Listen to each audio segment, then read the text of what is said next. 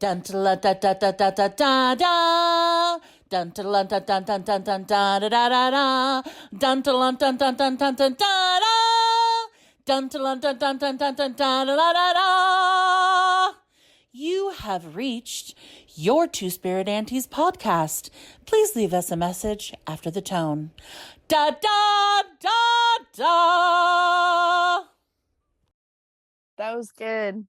I mean, it's so, and you're so right on about like the multiple layers or the many different ways of being a Native person. Like it's not just skin color, it's not just genetics, it's not just DNA, it's not just, quote unquote blood quantum, and it's not even languages and culture, and enrollment is like a huge way to identify as a Native person, but is not the only way to identify. And so like, and that's why I feel like it's so important for people to understand, like when they see someone else's tribal ID. Like I've had people ask me like, oh, can I get one of those? How do I get to be a member? I'm like, well, you have to be like like your parent has to be, right? Like it's not just like a fun thing, especially as like a little kid. Like I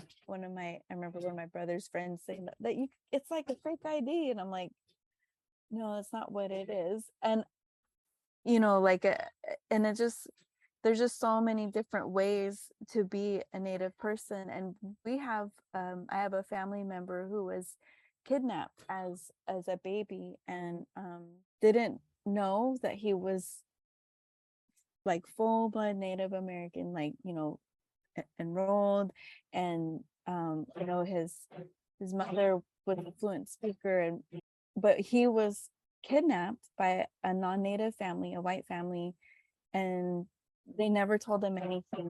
And so because he grew up not knowing who he was until his adopted mother, for lack of a better way of saying it, didn't tell him, she told him on her deathbed that like who he is, and then she gave him the wrong tribe.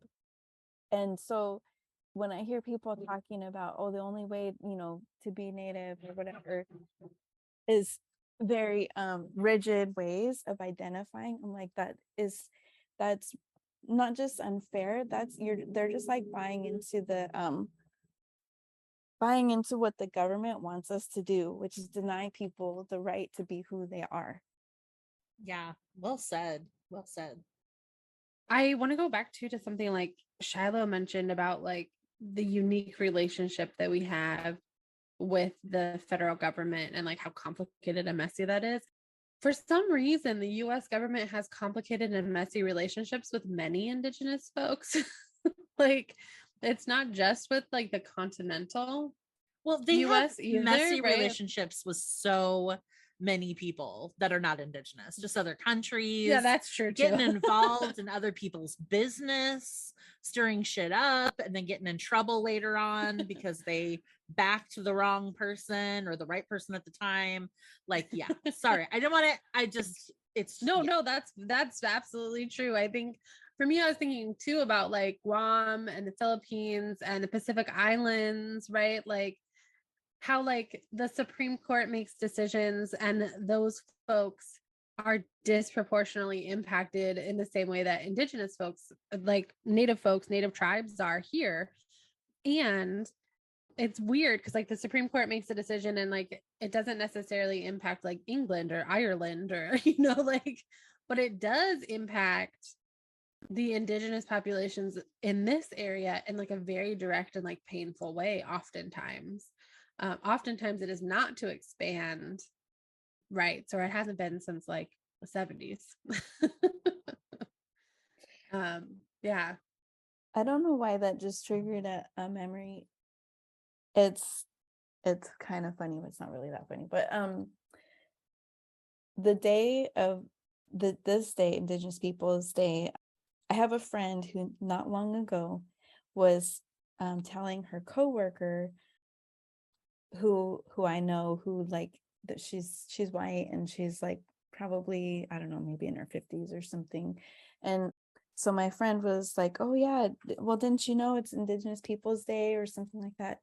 And her co-worker's response was, they got a day for everything now. And this was like last year, not this last Indigenous People Day, but not last week, but like last year. And I mean, it's just infuriating. It's not just it just diminishes like the hard work that people have been doing. And like, we're like miracle survivors of genocide. And to just dismiss it like, oh, it's just a day. It's not just a day of like recognition, but like you were saying, Shiloh, about like the complexities and like the many different layers, and how our relationship to the government is that unique government to government relationship, regardless of how limited it may be. Those treaties are the law of the land. And I won't even go into my whole stance on enrollment and blood quantum, because I feel like this is such a that's like, we're opening up a whole other, again, people write their theses on that. It's like a whole nother podcast. A whole other podcast. But denying, I mean, just 2 weeks ago, I think it was, or three weeks ago, there are still people who are fighting to have land acknowledgements read in schools, and like in places where cities that are named after tribes, such as mine, Puyallup, there are people who are refusing and instructing teachers not to do land acknowledgements. And one of the arguments that I heard by a person who's on the school board was like, my concern is like, well, what about the Muslim kid who feels left out? This is all about identity, and like you're the gist of it was that he was saying that we are asking for like special accommodations, or we're trying to, I don't know, like we're trying to show off or something, or like make us like better than or something, because that is his value. His value is that if there's one person who gets uplifted, that means everybody else is being pushed down. And which is like that's a false dichotomy, right? That's exactly. Like, it's part of white supremacy. Congratulations. Congratulations. You did the thing. The thing we're trying to change. Exactly. And I'm like, it is. And then he just the way that he was explaining his interpretation of what a land acknowledgement was. And he was like, so I know something of, Native people, and, you guys, isn't the land like sacred to you? And shouldn't it be like a sacred person or a leader to read these land acknowledgements? And it's like, no, the whole point is for you to recognize whose land you are on. And having a day is not just like you were saying, Charlotte, it is for us to celebrate, but it is also to recognize where we are. If you reside on these lands, you're in our home. Welcome. Yeah. Doing different kinds of trainings and stuff, we've had people get upset about land and labor acknowledgements, right? And it's always like, you have to understand, like, everything started here. Everything in this country started with stolen land and stolen labor. And if you don't talk about that, you can't talk about anything else. You can't talk about the other kids that are being hurt. You can't talk about the other identities. You can't talk about the ways that disabled people don't have access. You can't talk about these things because they all are grounded in white supremacy, which started in this country with stolen land and stolen labor. And if you can't talk about that, like, I don't know what we're doing here. That is a big thing that some people really struggle with. And even I think people who are on the surface, like, oh yeah, land acknowledgement, blah, blah, blah, land and labor acknowledgement. Like when you start getting deeper into that, like colonial context, people start getting really uncomfortable. And I'm like, what do you think we're doing here? What do you think you hired me for? Like, I feel like I need to put like a disclaimer on my website once it's done, which will be done soon. It's just kind of like, you know, I may not be your cup of tea if you are not able to like handle these conversations, because I'm just going to speak for myself. I'm getting real tired at with some people. Like other clients do a great job. Some clients are really struggling with the basics. And they think the basics is, oh, we're just going to be accountable. Oh, we're just going to be anti-racist. Like, where do you think that starts from? Like you said, Brianna, like where, like you think that it's like, I think a lot about a tree as a metaphor, and an image of like, a lot of the work I think about that I do is really looking at the root system and the ecology of the soil and the water of the forest. And they're worried about the leaves. And I'm like, and they're like, we want the leaves to look different. We want a healthier forest. But like, they just are looking at bark. And I'm like, that's not going to help. Like, literally, that's not, like, does nothing. You really need to dig deep. And then it's just like, well, that's really uncomfortable. Well, what do you think people with targeted identities are feeling? Like, your uncomfortableness is nowhere near other people with targeted identities, and with people who have one targeted identity or often have multiples, and so it's just this. I mean, I think part of it is an unwillingness to be uncomfortable. I think part of it is a struggle with the skills of knowing how to apply new concepts and practices to real life, which is a real big problem. And also to believe us. Like, I have had experiences even recently where clients don't even believe me. Like, they're just like, why are you even here? Why are we paying you to be here? Like, who are you? Who are you? And I'm just like, what did you think you were going to get hiring an Indigenous, two-spirit, queer, super fat, disabled, like a bossy bitch? Like, what did you think was going to happen to you? I don't care who you are and what you do in a business or in a government agency. I don't care what level you're at. We're all the same people, right? And we need to be treating each other with care and respect. And when that is not happening, I'm going to call you out on it. And if your response is you're not professional, then I'm going to be like, and you're a bigot. And it shows, right? You're a white supremacist. And I'm not into that. That's not what I'm down for. And so that may make it so that I get fired sometimes. And that's where we're at. Sorry, I'm feeling some sensitivity about that topic. I've been fair. weathering through it recently, and I just am like so tired. I'm literally like, really? We're gonna play these games still as things are crumbling around us? We have all these houseless people that are not being treated well. We have community members who are not getting their needs met. Rents are skyrocketing. People can't afford homes. Like, people can't afford their basic needs because they're not getting paid well, and everything's so expensive with inflation. And you're literally going to fight with me about like whether I'm professional because I try to hold you accountable, or because I'm bringing up a topic that makes you uncomfortable. Like, are you fucking kidding me right now? Like, how is everything going for you in your organization? Is it going good? No, it's not, because I'm here. So maybe you should shut the fuck up and listen.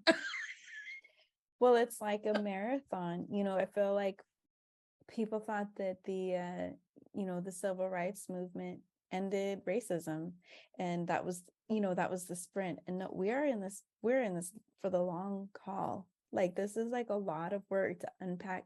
We're talking about 500 years of oppression, colonization, and genocide. Like, it's not going to take a class or a seminar. It's constant work, and you have to, and it's just like a habit building, like, and it's like any other building new muscles. You have to keep working it and reframe and retrain and practice again.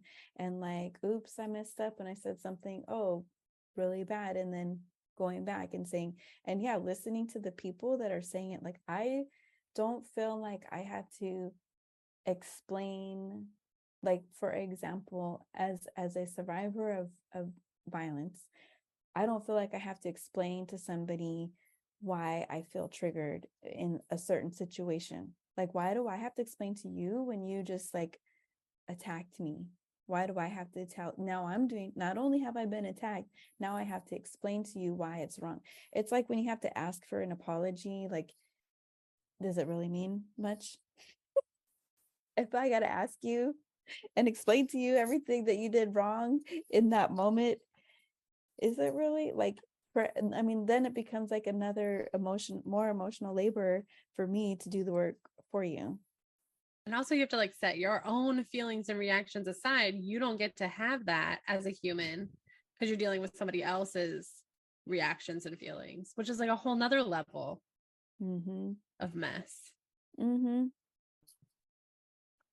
Which helps us understand, and others, why it is we need our community to help us out. Yeah. Why it is that we need, children's powwows and competition powwows and traditional powwows and gatherings and round dances and winter celebrations and summer celebrations and all of these different ways of coming together as community, as family, in all the different ways that we are, like why we need that, because a lot of us are working with people mostly outside of our group. Sometimes there's lateral oppression that's pretty intense inside of our group. That certainly happens. Yet a lot of us are doing work on the outside with colonial thinking, and it's exhausting. And I think sometimes I start to question my own reality. And am I being too sensitive? Am I being too difficult?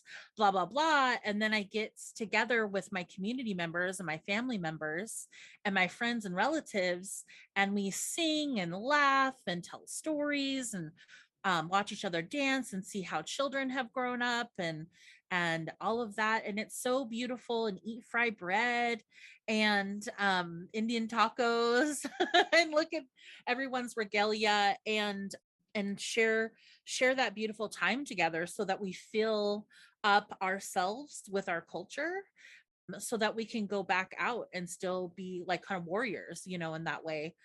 You got to come back and fill yourself up and fill your community up. Wait, that probably didn't sound quite right. Fill up you, like feel your community with goodness, right? Sorry. We got you. I'm like, that didn't quite come out how I wanted it to. So can we talk about the children's powwow? I didn't go. I wasn't quite up for it that day, but I would love to hear your experiences. I remember going to the children's powwow. I don't even know how long ago at NAIA, and it was a Chenoa. I feel like you put that on, and it was like the best. I think it was the best powwow I've ever been to. It was beautiful. It was fun. It was relaxing. It was great to see all the kids.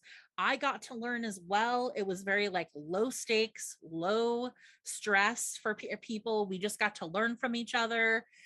And so, yeah, I'm just kind of curious what your experiences were this last week.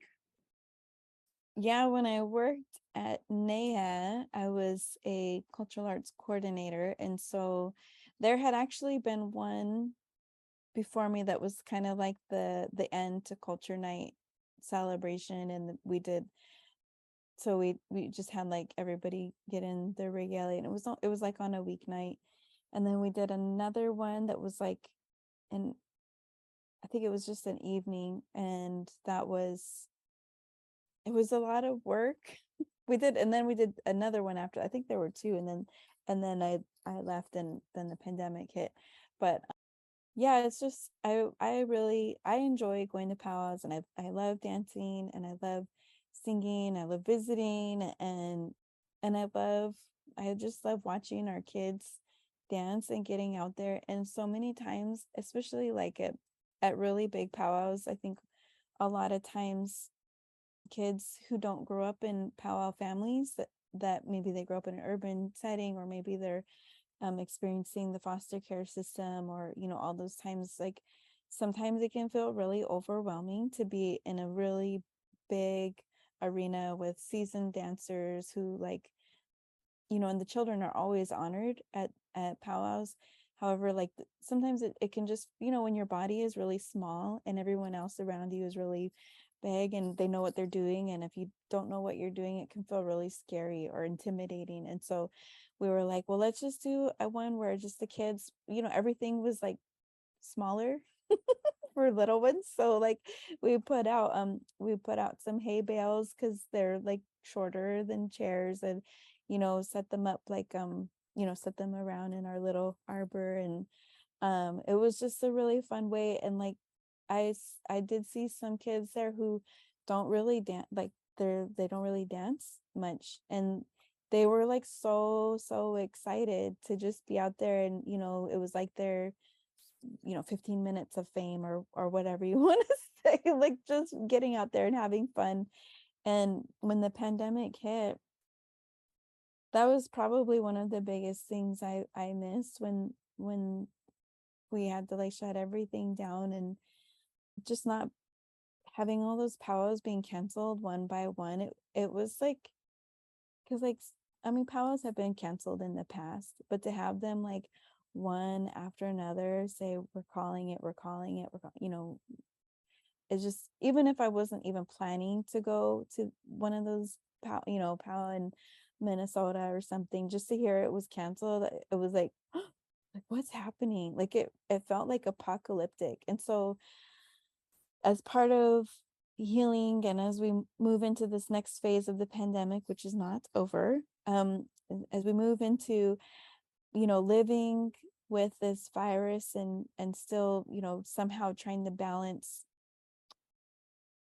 being in community as well as being safe, we're like, what if we just, and we knew that it was going to be a mixed crowd, because so it wasn't a full powwow, it was just more like we just called it a children's powwow, just just to give them an opportunity to again have their moment in the limelight or whatever. And just, it was at our Barbie's Village celebration. So it was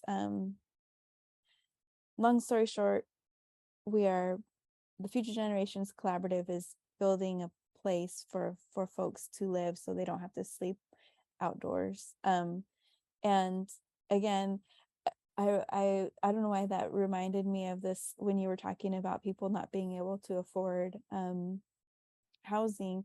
I remember a financial wellness class I took years ago, and they were like, okay, count up how much coffee you're drinking every week, and then you'll have a down payment for a home before you know it. And I was like, I'm not drinking that expensive of coffee.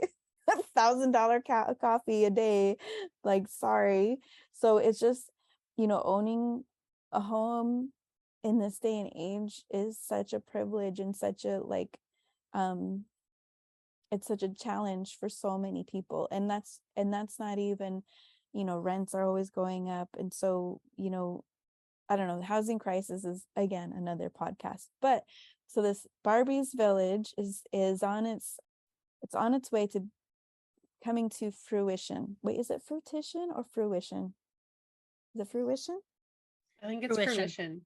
Yep, you got it. Fruition? Yep. Mm-hmm. Oh, okay.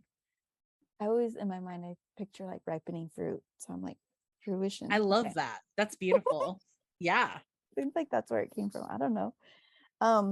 So as part of that, we had, it's not really a groundbreaking, but sort of like a meet and greet with the community. And we had people from the neighborhood were invited, people from the church community, the church who is in the process of donating this land to us. They were also invited, and the Native community. And so it's just kind of a really big multicultural, multi-ethnic, multi-generational celebration. And the children's powwow was about like an hour and a half. I don't even know if it was that long. We invited a drum group, Four Directions. They came and sang, and all the kids, even kids without regalia, they just got out there, and they were just jamming out. They had their own little mini grand entry, and each category got their own song. And we didn't like carry in the flags or anything. It was, I guess, more of like an exhibition, spotlight special without the spotlight. Yeah, it was good though to see all the kids dancing. I did see my child out there he's 5, and so he hasn't we've been in this pandemic for so long that was like the first powwow that he's been to other powwows when he was like much smaller, but it was like very real for him. And I noticed that he just had like this swagger, and had hands on his hips, looking around, waiting for the next song to come on. Like, I was like, okay, like, he all just came out like he was some seasoned power dancer. Like, like he just knows what he's doing. I'm like, okay, that's awesome. So I know that he felt more empowered because it was a smaller setting. And then of course everybody loves to watch the kids dance. Anyway, that's what it was. I don't think I realized, you were saying that like watching the powwows get canceled one after the other, and then again the following year, and now again the following year, to be able to engage in a outdoor space that was conscious of the safety of our community was really powerful. And I also I didn't realize how deeply I needed to feel the drum. I did not realize, like, I was overwhelmed with emotion, and overwhelmed at seeing like these tiny tots. They were so cute, all dancing. It was really cool. And it was also really great to like see the vendors and be able to like just be in community in the safest way possible after 3 years of not being with the community. It was really powerful. Thank you for sharing about that, Chenoa. I really liked how you were explaining the importance of a children's powwow and just sort of giving children an opportunity to be the center and for it not to be so overwhelming and for it to really be created for them to feel comfortable, feel welcome. I think that's fantastic. I love it. And I think also it can be nice for adults who haven't had access to powwow in their lives, for whatever reason that is, that they're not that comfortable with their culture or they haven't had access, because it can also be overwhelming to go to big powwows or even small powwows when you don't know what you're doing, you don't know who people are, you don't know where to sit, like you don't want to make a mistake. And so I think that can be really nice for people who are newer to the community as well, or to powwows. So I really appreciate that explanation of that. I think it's really beautiful. I think it's lovely to focus on different parts of the community who may need a little bit of help getting access to culture and traditions, or to feel more welcome in those spaces. And I just really appreciate that. And I think that those are acts of survivance as well. Not just having the powwow, but making sure that people who may be like children or others who may not feel as comfortable will feel comfortable. We're going to focus on what their needs might be and how they may find this to be more like the hay bales, right? So that they feel like they have seats that are comfortable for them at their height. And I just think that's so beautiful. And you did that at the other children's powwows at NEA. And yeah, and I found it to be, I'm not someone who grew up with my traditions, and powwows sometimes are overwhelming and intimidating to me. I think NEA is my favorite one just because I oftentimes know a lot of the people there, and so I feel kind of comfortable with going from person to person. Obviously I know the protocols at this point. And sometimes with the bigger powwows where I don't know as many people, I'm like, where do I sit? What do I do? So I think that's super helpful. And it just really, I remember being at I think it was the last NEA powwow I was at.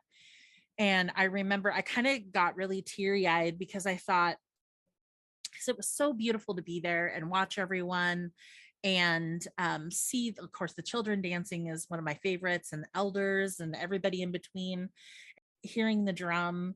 And I just thought, people who don't really know who we are, who don't really see us in this way of who we are in our traditions, like they're really missing out and they have no idea. And I really feel sorry for most of the people in our nation who have no idea of who we actually really are. Like they're missing out on so much beauty and brilliance and strength and healing that probably would make them feel better, honestly. And it makes me, it makes me kind of feel sad for them. And then I also felt really grateful to be able to be one of those people who didn't grow up with my traditions, who gets to, in my adult life, like in my, I think it was my mid to late 20s is when I came back to community. And after a couple of generations of my family not being involved, mostly because of boarding school trauma from my great grandma. And I just yeah, it's just so beautiful. It just is so healing. And I feel like I think about bringing my other relatives, that maybe my great grandma, especially, and my grandpa and my Cheyenne dad, who didn't really get to enjoy those things. My great grandmother did in some of her life, and kind of bring their spirits with me, so that they can be there and enjoy that and have that healing. We can all kind of have that healing as a family. I think is really beautiful. Yeah, that's awesome. I know I've had when I lived in the Bay Area, there were I would, make friends with everybody and anybody, and people would like, let's say if they were other students or other friends who grew up in the city, and I mean my tribe were right in the city, but we're still, you know I guess, connected with our culture in many different ways. And anyway, they would be like, I'd be like, oh, you want to go to this powwow? Let's go check out this powwow. And they'd be like, what time does it end? And I'm like, do what now? I don't know, when it's over, after they're done with contesting, probably. And I was, as a young adult, I would be like, I don't even know why I've never even heard anybody ask me that question. I'm like, like, how do I even answer that? And so, through making friends, or all work throughout my years, I'm just like, I see how people need that, like you said, needing to, like, or like not knowing that you don't just like cut across the arena. So like the at the at this last Indigenous Peoples Day, Little Children's Powwow, I did not put that on by myself. I want to make that very clear.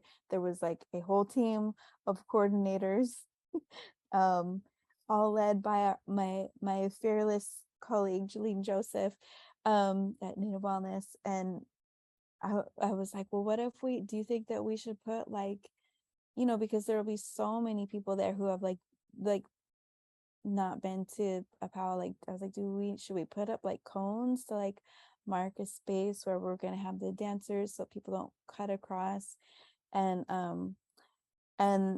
we didn't do that because I was like, well, maybe it'll just happen organically. We'll just see what happens. And sure enough, right when like we got it's like an imaginary circle. Like, there's not like a circle painted on the ground, but everybody can see it.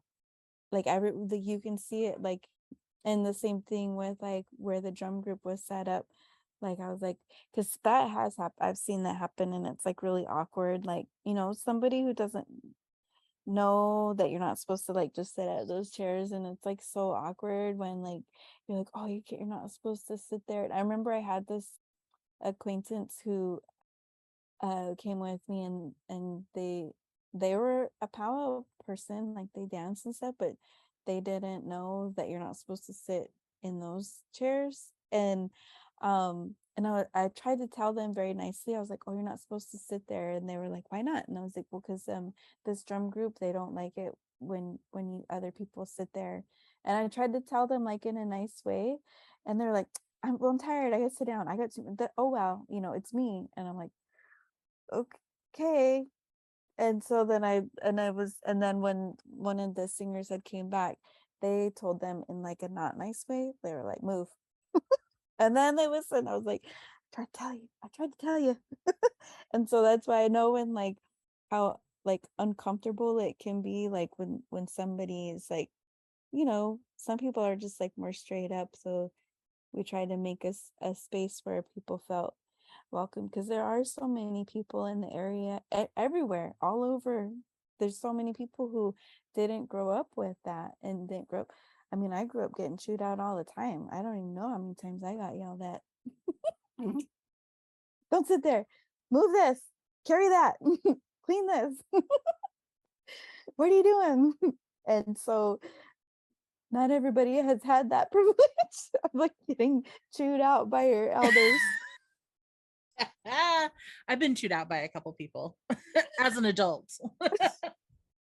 Okay. For things where I'm like, oh, whoops. Yeah, I've Whoops. seen some stuff too where I'm, yeah, like at But Sundance, I saw a couple of things, and I think it's so interesting. It depends on your family and your tribe and your customs, but yeah. sometimes people don't say anything to outsiders, and they just do things they're not supposed to, and and so yeah, I think it would be interesting to have a conversation sometime about some of those customs, some of those cultural aspects that are different in tribes, like between tribes. But like, I remember when I was in college, and I think it'd be interesting to just have a conversation of like some of those stories of like, when an elder, someone asks an elder something and they don't really have an answer for you, or they don't want to answer you, and they just like walk away, or they don't give you an answer, or they just say something else, and you're like left to be like, okay, well, is that the answer, or was I being rude, or like what, you know what I mean? And they just, and and people who are not from the community are really struggle with like, that person didn't give me an answer, that person didn't acknowledge me, and I'm like, yeah, they don't have to, like, that's the world may never know. I mean, you may never, you may never know why that happened. It probably wasn't you. It was just they decided to do that. And the answer is probably. It's probably yes, no, maybe all of the Maybe. above. Just move on in your life. And that's really hard for some people to like understand, because in American culture there are some really big differences, like eye contact, shaking hands, proper conversation, proper respect, all of those kinds of things. And wow, it's really interesting to see people kind of struggle with. And I was taking another class from an Indigenous instructor, and he wanted us all to give like presentations, and someone in the class was like, so how long should our presentation be? And he was like, as long as it needs to be. Well, should it be a presentation that's like a PowerPoint, or should we have like physical, like visual aids? And he's like, whatever you need it to be. And they were a lot of like, all the non-native students were like, oh, and so anxious, and I remember one of my friends who's native, like her presentation was like literally 25 minutes. Everyone else's was like 5, and like she just kept talking and talking about her family, and I was like, whoa, yeah, and it just tracks. It just was as long, and the professor was like, no. So I think it would be interesting to have an episode where we sort of talk about these different customs and traditions that are very different than American culture, and how people really freak out sometimes, because I think that it's again that iceberg thing where they just see the foods, fats, and festivals of who we are, and they don't realize that there's some very significantly different customs. Culture.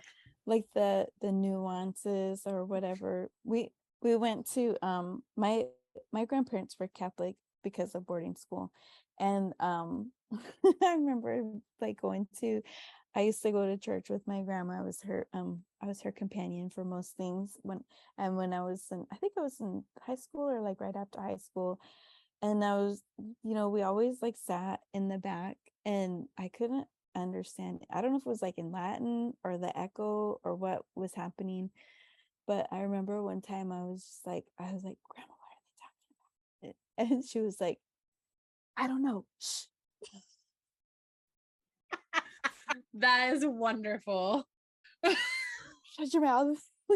Listen. So, but there are a lot of things, sometimes, I think especially, I mean, it's definitely important to listen and respect our elders, and also understand that sometimes, like you said, maybe they don't know boarding schools stole so much of it, so much of our culture. And I think I read some statistic where it said like 95% of us have a direct family kinship to boarding schools.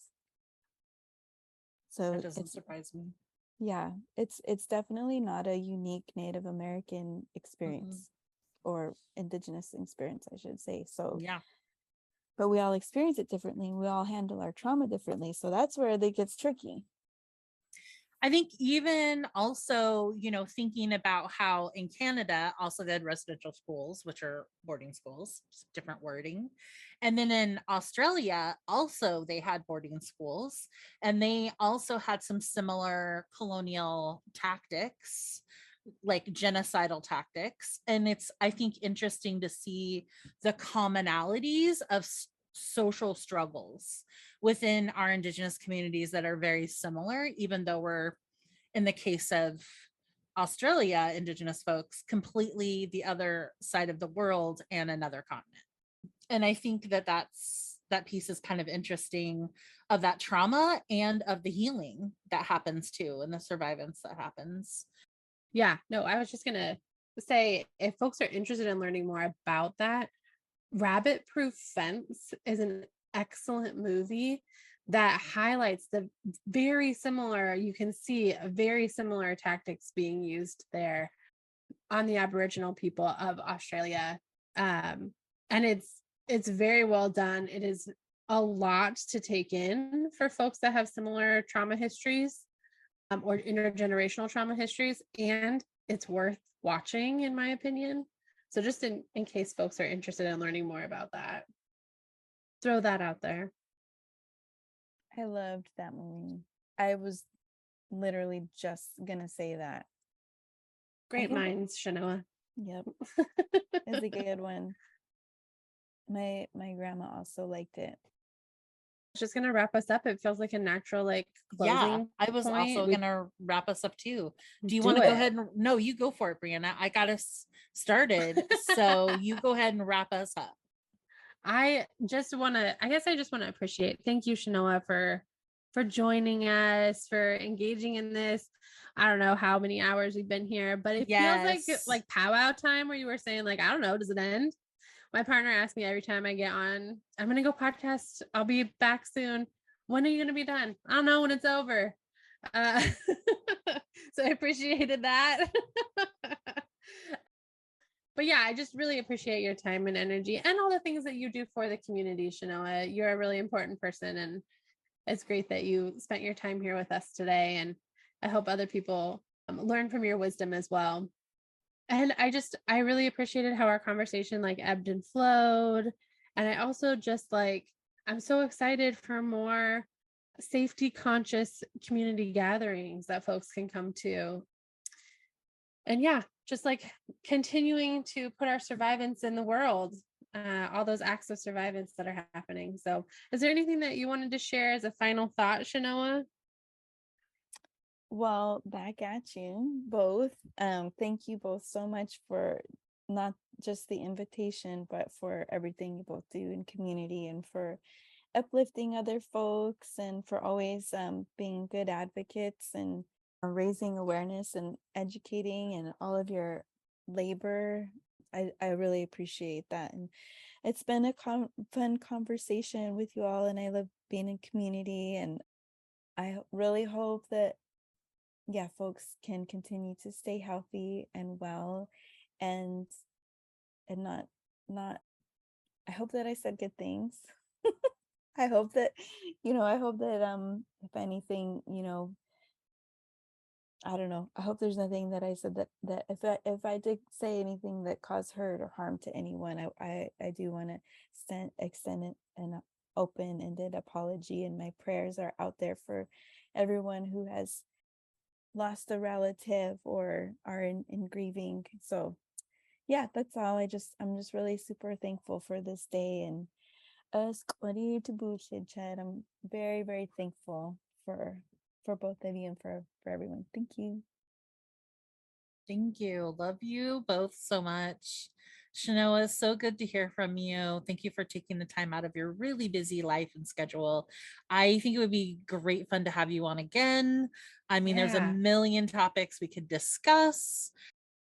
Just so glad that our listeners, if they haven't met you yet, got an opportunity to listen. And those who do know you and love you got to feel another conversation with you and enjoy that. You just have so much wisdom and love and guidance you give. And anytime that I have any medical issues, I'll be sure to contact you as the community health worker. I'm just kidding. Your face right now. No, I won't do that to you, Chenoa. I know you're busy. But anyways, love you all so much. Thank you for listening to our podcast as usual. We adore you. We hope that you find these uplifting and helpful, that you laugh, you cry, you get angry with us, and that you have really good sleep afterwards.